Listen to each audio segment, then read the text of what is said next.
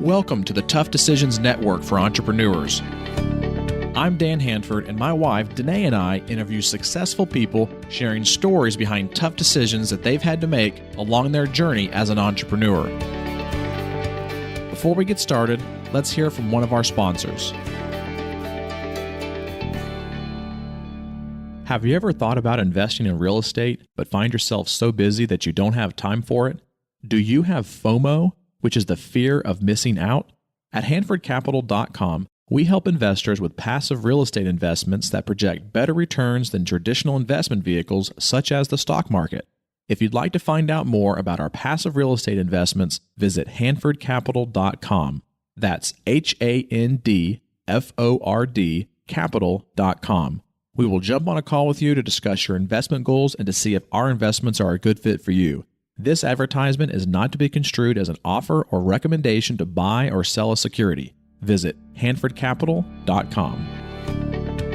Today on the podcast, we are joined by Angela Copeland. She is the primary coach and founder of her company called Copeland Coaching. She also hosts the Copeland Coaching Podcast, and she's the author of a book entitled Breaking the Rules and Getting the Job. So thank you, Angela, so much for joining us today. We're looking forward to talking with you for a few minutes. Thank you for having me. It's great to be here.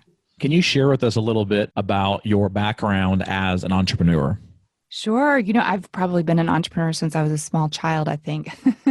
As a kid, I would always come up with ideas, whether it was to start a mentoring program or to start a photography class. I just always loved starting new ideas. And eventually, when I did an MBA, I had the good fortune to do an MBA in entrepreneurship, which was really exciting. And later started a couple of small startups around apps and other things related to internet marketing before eventually starting Copeland Coaching, which is the business I work on now, where I help people find new and exciting careers. Can you share with the listeners a tough decision that you've had to make that they can really, learn some lessons from as you've gone through this journey as an entrepreneur?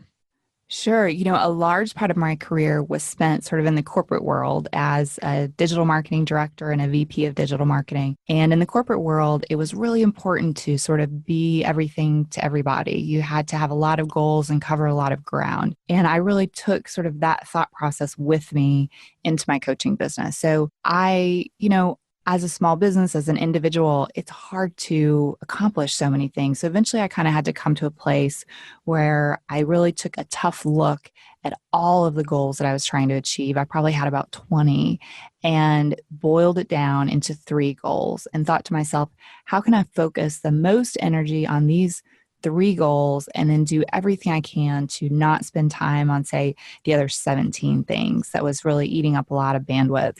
I think the biggest thing here is that there's a lot of entrepreneurs that, have, big goals, sometimes can set too many goals. We are told that you got to set goals to be able to accomplish things. But sometimes we can set too many goals and it can be overwhelming and we can have this, analysis by paralysis and not even taking action because we don't really know where to start. Mm-hmm. It's true. I mean, I think, as an entrepreneur, especially when you're starting out by yourself, you may spend time talking to other people, which is really helpful to get ideas. But I find, that each person's like, oh, well, are you making videos? Or, oh, are you on Instagram? Or, oh, are you doing this thing? And you just keep growing this giant list and you do a whole lot of things, so instead of doing a couple of things really well. And I think it's focusing in on those things that you love and that have the most potential to generate revenue. That's where I think you find, the most growth. What are some other tough decisions that you've had to make as an entrepreneur? When I first started out, something that I really struggled with was when you are starting your business from scratch, you kind of have to figure out, how am I going to pay my rent, so to speak, or how am I going to pay to hire somebody to work with me and to grow my business? And I came to a point myself where I decided to do some consulting, and it was digital marketing consulting, which is sort of my former career. And it wasn't necessarily how I envisioned spending my time within my Copeland coaching business, because I'm, focused on helping people get new jobs rather than helping to market other types of services.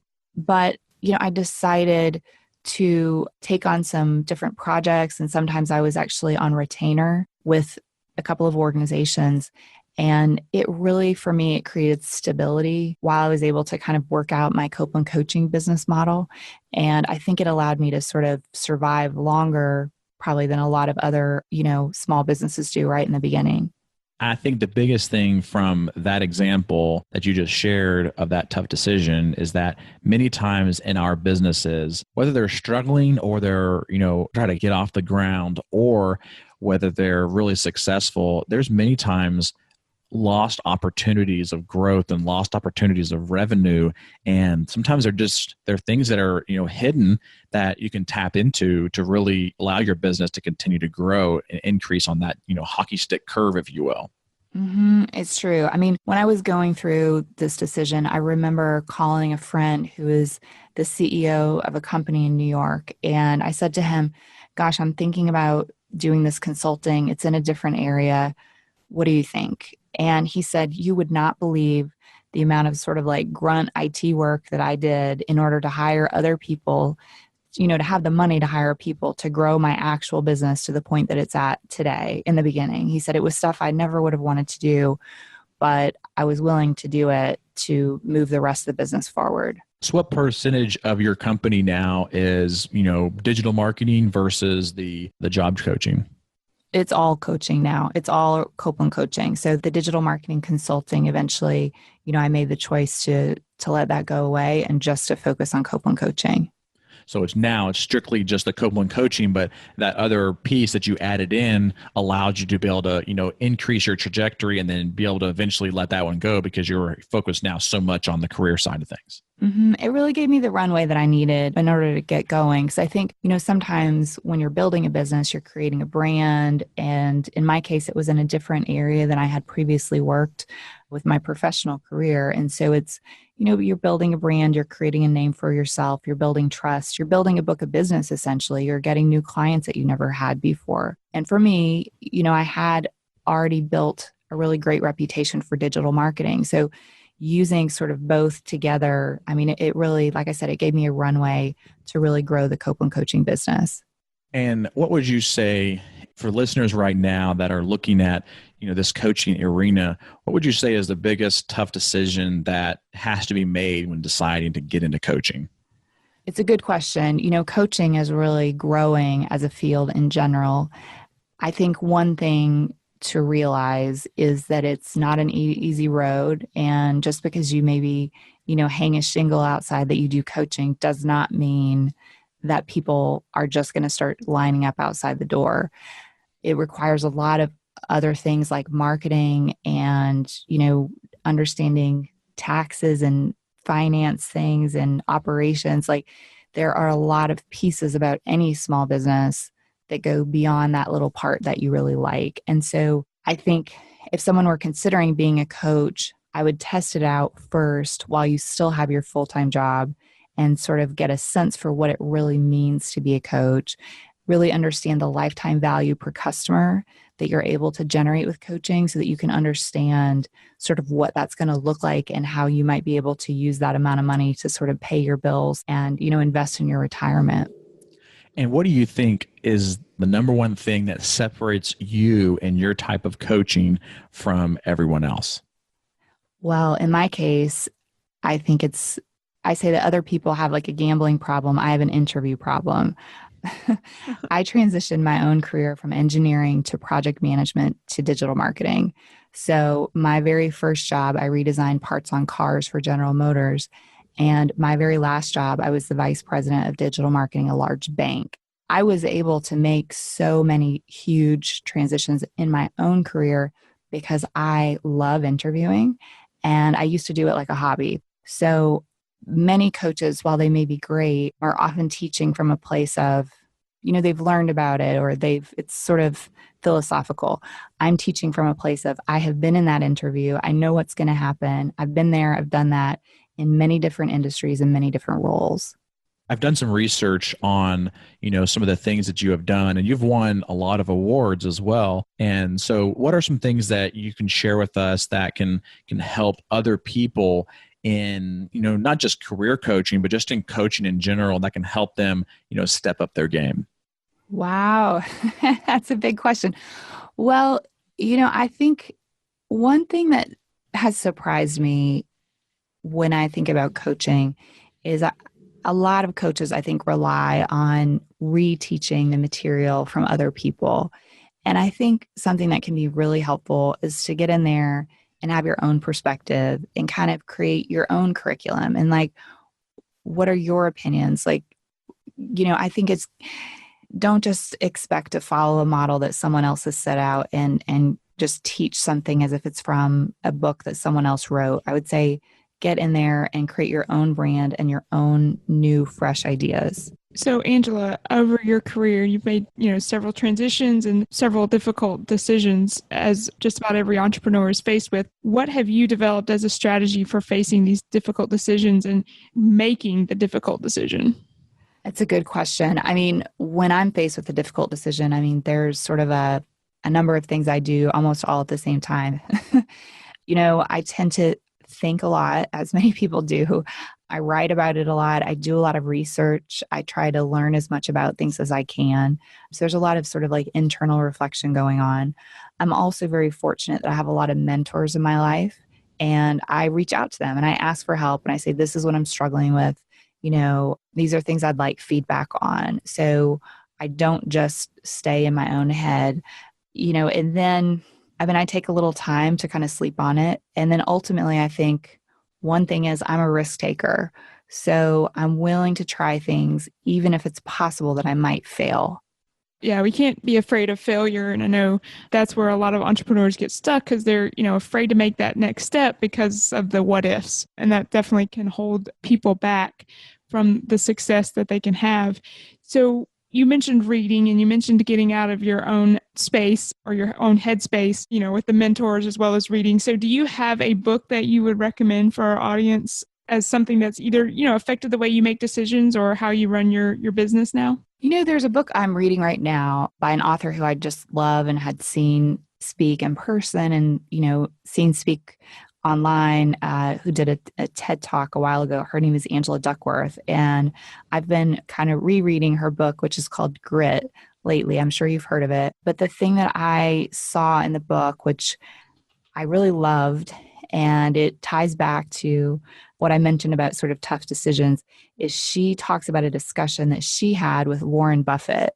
And Warren Buffett challenged her to take a look at her top, let's say 20 or 25 goals, and to boil them down to just a handful, like 3 or 4. And, I was already struggling trying to think, how am I going to get all these 20 things done?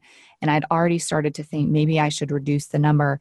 And I saw this particular advice in Grit, and it just really stuck with me. I really enjoyed that book. So related to that, those goals that you sort of got rid of, did you find yourself just maybe postponing them or, determining that really wasn't the where you wanted to put your time? How did you boil those down? So a lot of the goals that I took off the list are things I would love to keep doing. But unfortunately, it's like you can do a lot of things so-so or a couple things really well. So for me, I thought about what are the things that I enjoy the most? What are the things that have the potential to drive the most long-term sustainable revenue? And sort of where's the intersection between those two things? So the goals that I took off the list, I may revisit those in the future when I have, a larger team that perhaps I could outsource some of those things to. But I think ultimately the goals that I'm honing in on are the ones that will truly be able to sort of move the needle versus doing so many, it was just slowing everything down. I want to shift gears here a little bit and talk about some of the money that you've made up to this point and what you've done with it. Because you've been in coaching now for a little while, and I want to know kind of what are some of the things that you have done with your money? Is there an exciting place that you have traveled, or maybe an extravagant item that you've purchased that we wouldn't have been able to purchase otherwise? Wow, that's a good question. Throughout my life, travel is something I've always loved to do. Maybe not too long before I started the coaching business, I took a couple-month backpacking trip around the world. But I will say, since I started the Copeland Coaching business, one of the things I have loved to do when I've had, the extra money available is to take trips where I've gone and recorded interviews for my podcast in other places. So my favorite trip, I actually went to Dublin, Ireland, and I'd been there before, but there are just amazing, amazing things happening in Dublin within the job space because, I mean, it's a really tiny city, but people from all over Europe are moving there to work for U.S. companies that have offices there. So Google, Facebook, LinkedIn, I mean, they all have offices in this tiny little space. And it's really incredible to see so many people from all these countries, speak different languages, coming together in one place to work at these tech companies. So anyway, I flew to Dublin, I don't know, it was for a week or two, and actually went and interviewed different job coaches and different corporate related professionals about what it's like to live and work in Dublin. And it's funny to think about that because I think you may be expecting something that has more to do with just vacation. But honestly, I think sometimes when you're passionate about what you're doing, you do it for free.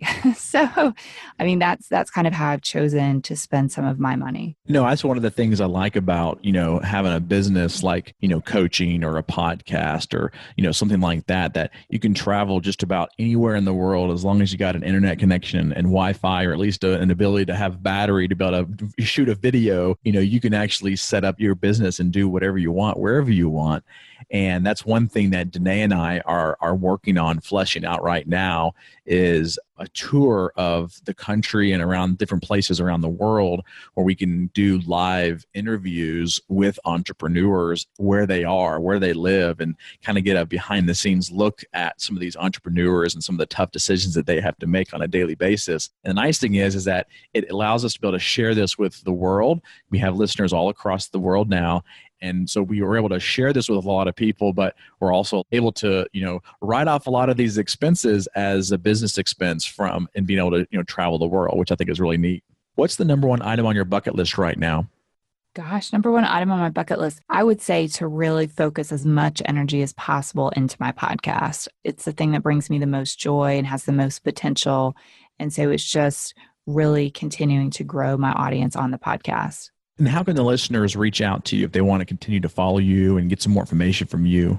Yeah, I'd love it if they check out my show, the Copeland Coaching Podcast. It's on iTunes and anywhere that you download podcasts. Also, you can check me out on copelandcoaching.com if you're looking for help finding a new job or you'd like to check out some of my free content. I have a lot of free stuff there. Again, it's copelandcoaching.com. And we will definitely put those links in the show notes when this episode airs so that the listeners can go find it. And you can, as you're listening here, you can go to toughdecisions.net and search for this particular episode to find the corresponding show notes with it. Thank you so much, Angela, for taking some time out of your schedule to be with us today.